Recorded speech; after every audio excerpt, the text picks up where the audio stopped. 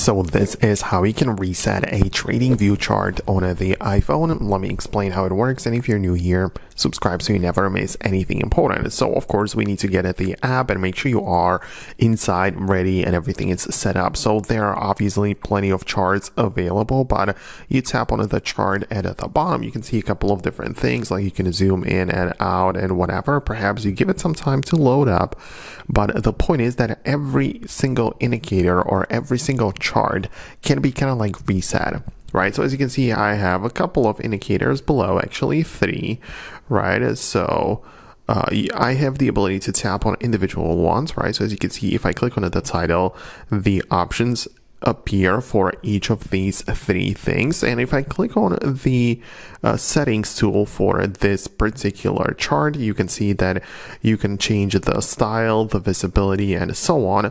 But you also have the little 3 dots button for more options in the bottom left corner, and this gives me the ability to reset the settings. This obviously applies only to this chart, which is like, you know, this indicator specifically, but you can reset it multiple times for different things, right? You perform the same thing for another indicator, tap on the 3 dots, and here, as you can see, we have the reset settings. So that's how you can do this. Of course, since we're here, we can as well play around with the colors and all of that, but that's essentially how it works. I hope that I was able to guide you through it. If that was the thing you are looking for, hit the thumbs up and subscribe for more, and I'll see you in the next videos as well.